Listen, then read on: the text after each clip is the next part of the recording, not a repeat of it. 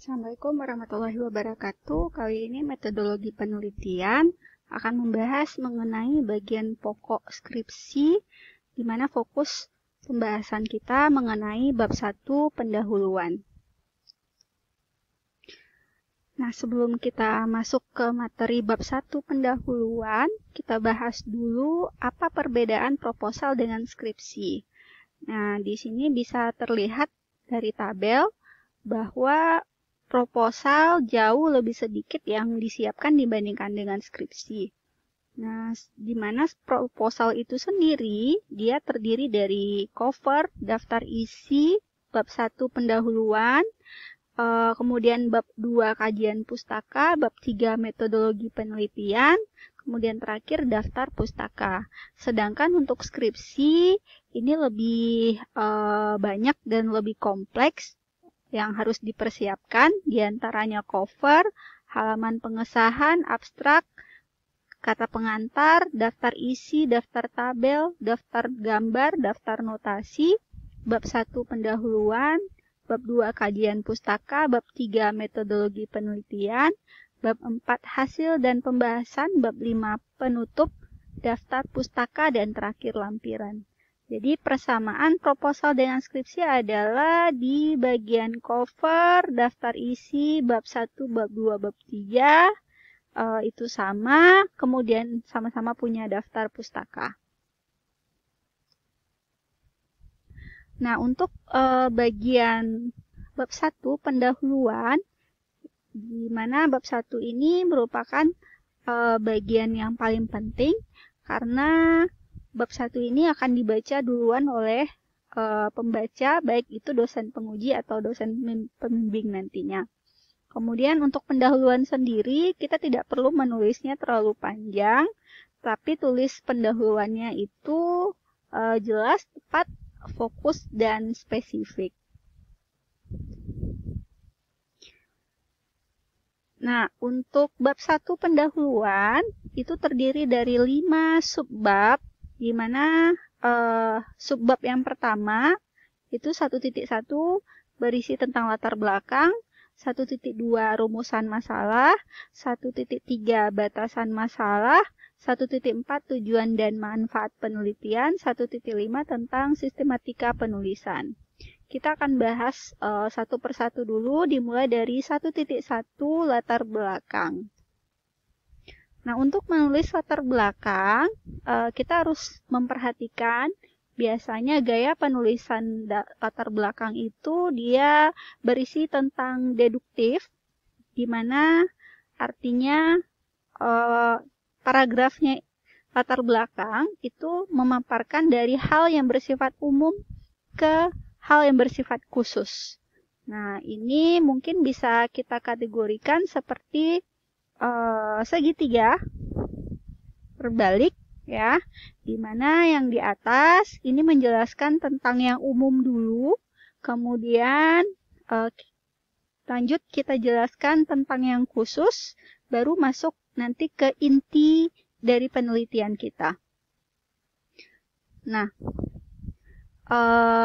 ada contoh dari proposal penelitian senior yang terdahulu, ya. Ini ada proposal skripsi. Nah, seperti biasa, proposal itu awalnya berisi cover, kemudian daftar isi, baru kita masuk ke bab 1 pendahuluan.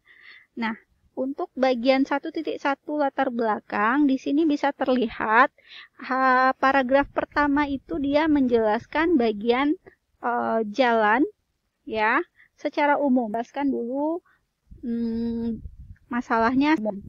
Kemudian di paragraf kedua mulai menjelaskan masalah lebih khusus atau lebih spesifik. Nah, kemudian yang terakhir baru menjelaskan inti dari penelitiannya. Nah, yang harus diingat pada saat kita menulis paragraf, nah, satu paragraf itu terdiri dari beberapa kalimat. Boleh lebih atau 2 kalimat.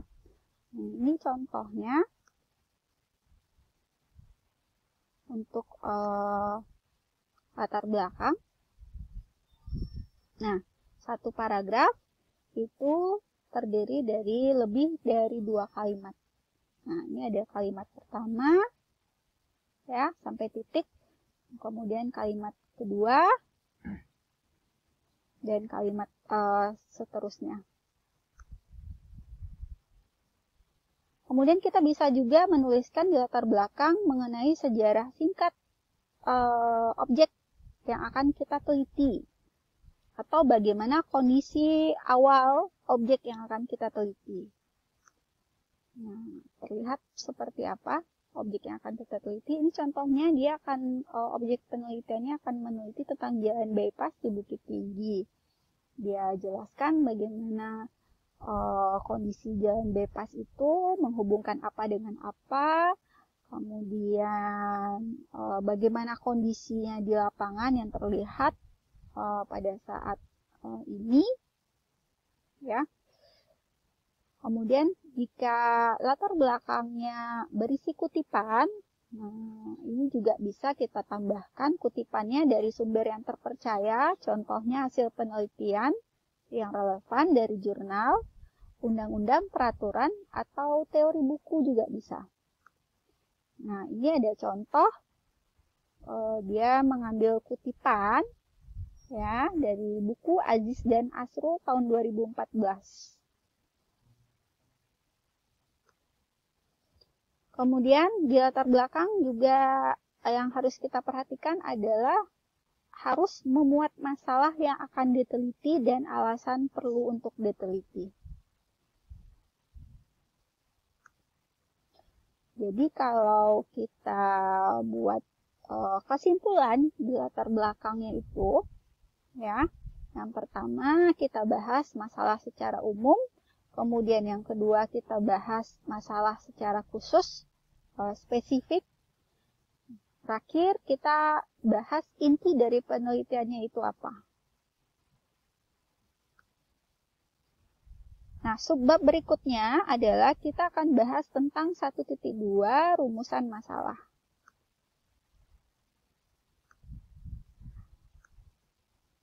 Pada skripsi atau proposal, ya, 1.2 rumusan masalah, dia menunjukkan masalah yang akan kita teliti, fokus penelitiannya nanti kemana. Kemudian rumusan masalah itu relevan dengan judul. Dan pada umumnya rumusan masalah dibuat menggunakan kalimat tanya. Ya, dimulai dengan kata bagaimana, berapa, apa, dan diakhiri dengan tanda tanya. Ini contohnya. Rumusan masalah, apa saja jenis-jenis kerusakan yang terdapat pada lapis permukaan ruas jalan bypass Bukit Tinggi. Nah, dimulai dari kata tanya apa, kemudian diakhiri dengan tanda tanya. Apa, berapa.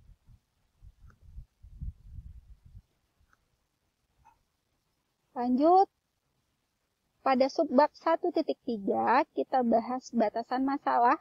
Nah, batasan masalah ini menyebutkan secara spesifik area atau topik yang membatasi penelitian. Batasan masalah ini membantu fokus penelitian agar pembahasannya tidak terlalu luas. Nah, pada proposal skripsi, nah di sini ada contoh poin 1.3 bahas batasan masalah, ya. Jadi penelitiannya ini dia batasi bahwa lokasi penelitiannya hanya dilakukan pada ruas ini saja, sepanjang berapa kilometer. Kemudian dia juga membatasi bahwa penelitiannya ini untuk perhitungannya hanya memakai 2 metode, ya, metode Bina Marga dan metode PCI. Ya, kemudian di sini juga dia batasi hasil pengamatannya diambil secara visual serta hasil pengukuran. Kemudian dia batasi juga bahwa yang dia teliti itu hanya perkerasan lentur. Dan kerusakan yang dia teliti hanya pada lapisan permukaan saja. Jadi lapisan lain tidak diteliti.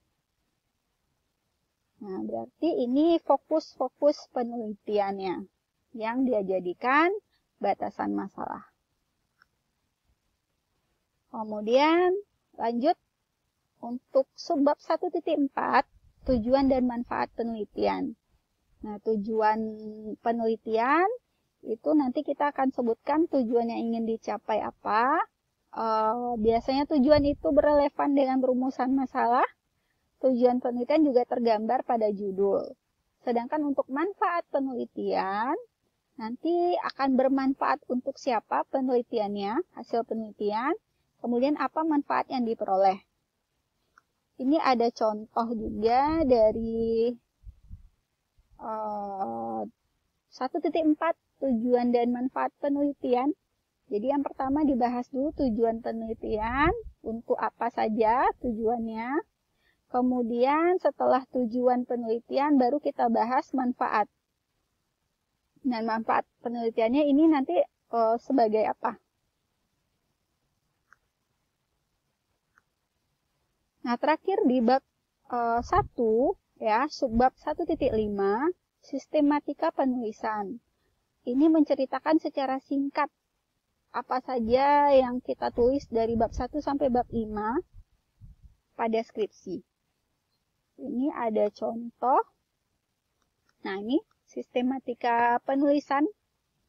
Jadi di sini nanti akan kita terangkan bab 1 pendahuluan itu nanti isinya apa, bab 2 nanti akan membahas tentang apa, bab 3 metodologi penelitian, kemudian bab 4 hasil dan pembahasan berisi tentang apa, bab 5 penutup, ini isinya kesimpulan dan saran, baru terakhir nanti daftar pustaka.